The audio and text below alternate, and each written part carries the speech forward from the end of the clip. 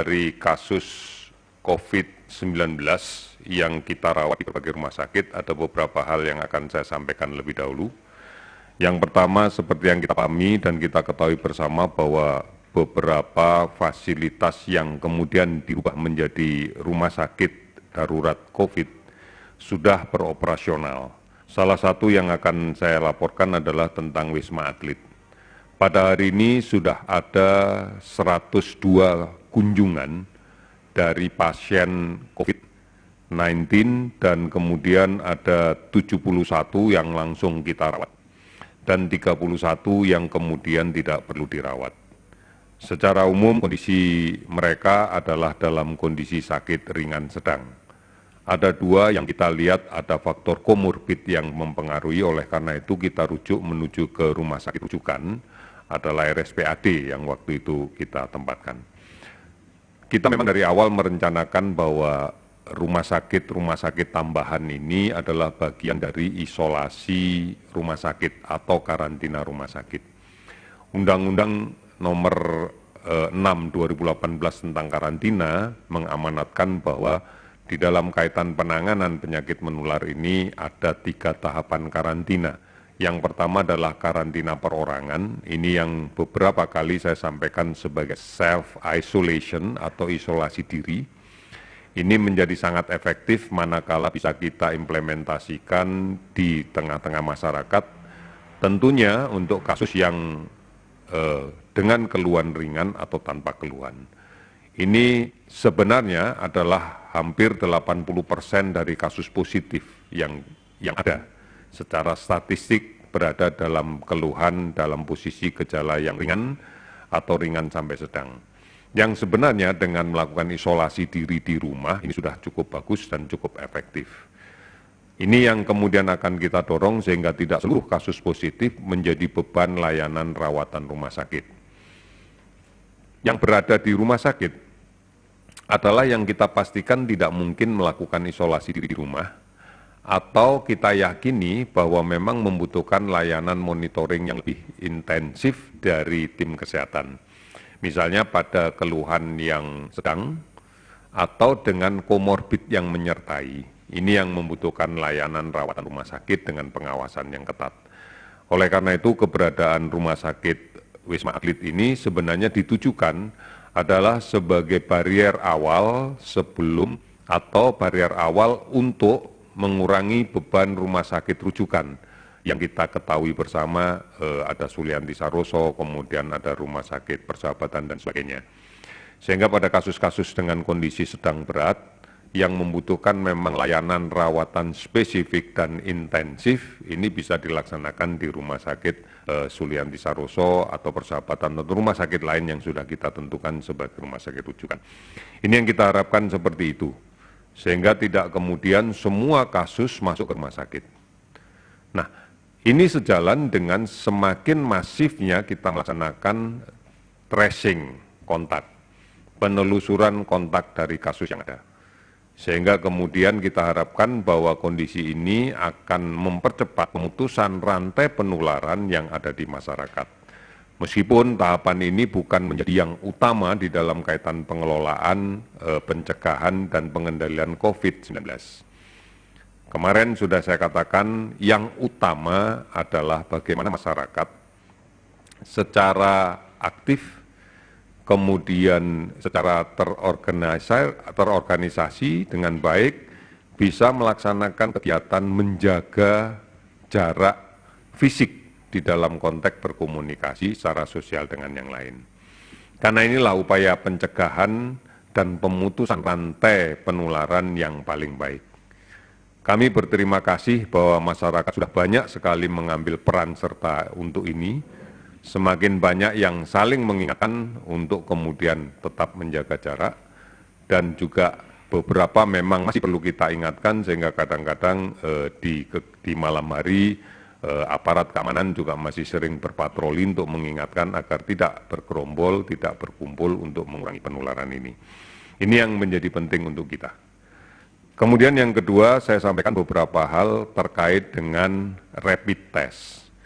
rapid test atau tes cepat, ini tes yang kita laksanakan sekarang, beberapa hari yang lalu sudah kita laksanakan, sekarang dan berikutnya masih kita laksanakan, menggunakan metode pemeriksaan antibodi.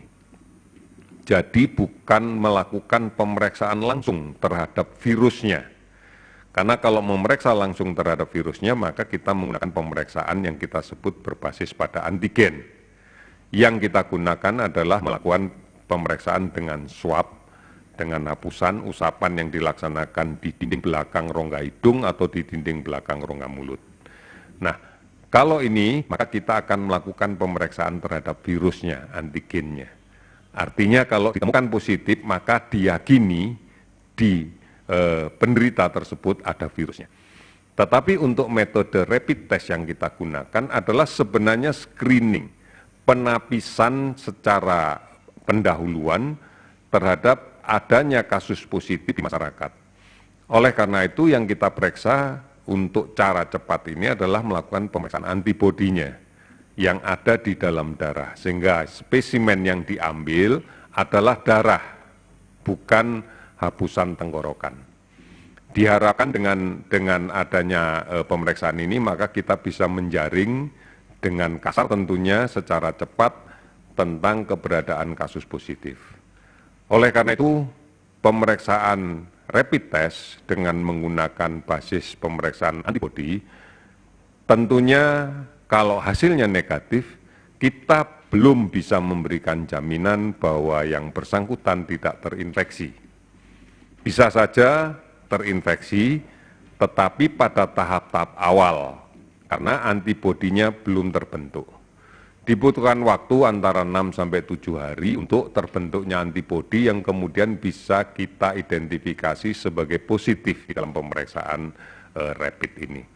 Oleh karena itu yang kemudian harus dilakukan, manakala pemeriksaan pertama negatif adalah mengulang kembali. Kita sudah menyepakati bahwa kita akan mengulang kembali setelah 10 hari. Harapan kita bahwa antibodi itu sudah terbentuk dan kita bisa mengidentifikasikannya. Kalau hasilnya positif, maka kita yakini sedang terinfeksi oleh virus. Tetapi kalau hasilnya negatif 2 kali, maka kita bisa meyakini bahwa tidak terinfeksi oleh virus. Tetapi juga dimaknai tidak ada antibodi di dalam tubuhnya. Artinya sangat mungkin bisa terinfeksi apabila kemudian mengabaikan upaya-upaya untuk melakukan pencegahan terhadap penularan. Tetapi yang hasilnya positif tentunya akan kita tindak lanjuti dengan pemeriksaan antigennya melalui pemeriksaan swab dan kemudian kita akan mencoba menggunakan PCR untuk melihat ini. Oleh karena itu, ini harus penting untuk kita interpretasikan bersama. Sehingga sekalipun pada pemeriksaan pertama negatif, maka kita akan tetap meminta melaksanakan pengaturan jarak, menjaga jarak dalam berkomunikasi sosial, menjaga jarak fisik dalam berkomunikasi sosial, supaya tidak ada proses penularan. Ini menjadi penting dan ini harus kita laksanakan bersama-sama. Di dalam konteks pemeriksaan rapid test ini, kita sudah menentukan kebijakan.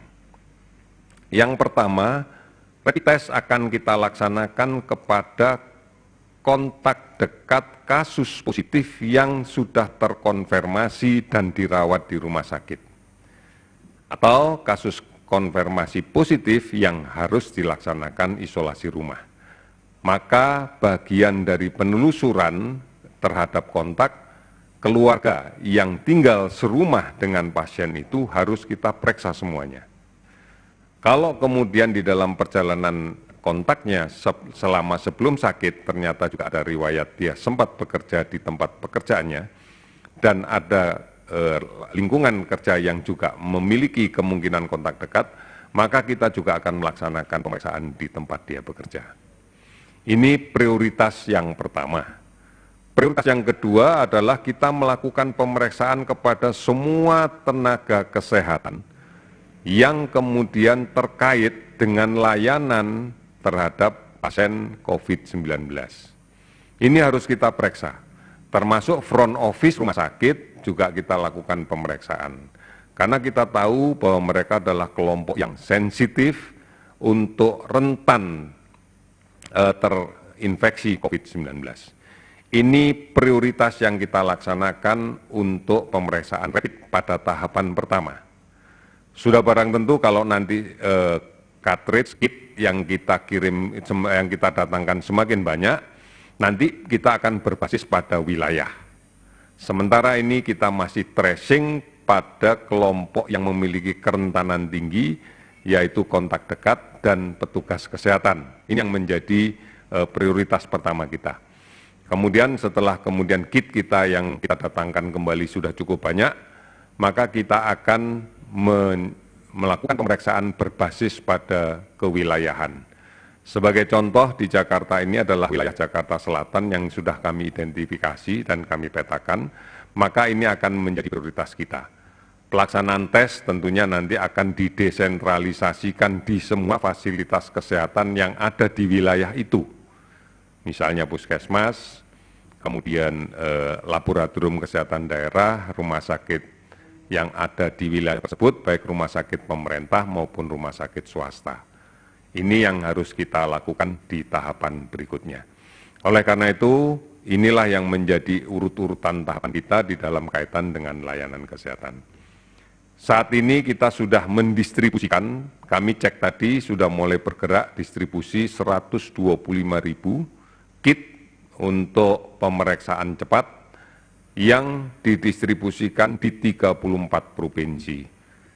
Nantinya provinsilah yang akan bisa menentukan, pertama untuk kontak tracing, kedua adalah untuk petugas kesehatan yang dilibatkan dalam layanan langsung terkait dengan COVID-19 ini, dan pada pengiriman berikutnya dengan jumlah yang lebih besar nanti akan berbasis pada daerah di mana kasus ini ditemukan dan kemudian kita anggap sebagai daerah yang berpotensi untuk munculnya penularan.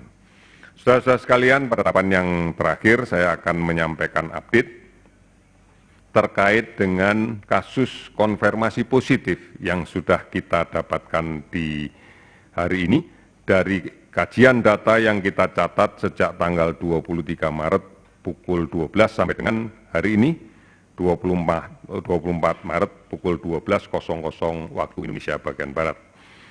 Ada penambahan kasus baru konfirmasi positif sebanyak 107 kasus. Sehingga total saat ini adalah 686 kasus positif. Ini adalah angka akumulasi sejak dari awal kita melakukan pemeriksaan.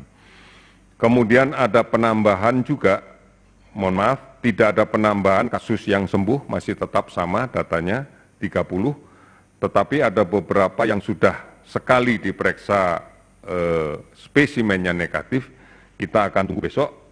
Kalau pemeriksaan yang kedua negatif berarti sembuh. Kemudian ada penambahan kasus meninggal sebanyak 7 orang, sehingga total kasus meninggal adalah 55 orang. Sehingga update pada posisi 24 Maret 2020 pada pukul 12.00 sebagai berikut: kasus kumulatif positif sebanyak 686, kemudian kumulatif pasien sembuh sebanyak 30 orang, dan kumulatif kematian sebanyak 55 orang. Demikian informasi yang sampaikan untuk hari ini. Kita akan selalu mengupdate dan yakinlah bahwa pemerintah bekerja dengan keras dan siapapun yang sedang melaksanakan isolasi diri atau masyarakat yang membutuhkan informasi, silakan ada hotline di 119 extension 9 dan di beberapa layanan online yang ada di Indonesia yang terkait dengan COVID-19. Mudah-mudahan ini bisa menjadi informasi yang membantu kita sekalian. Terima kasih, selamat sore.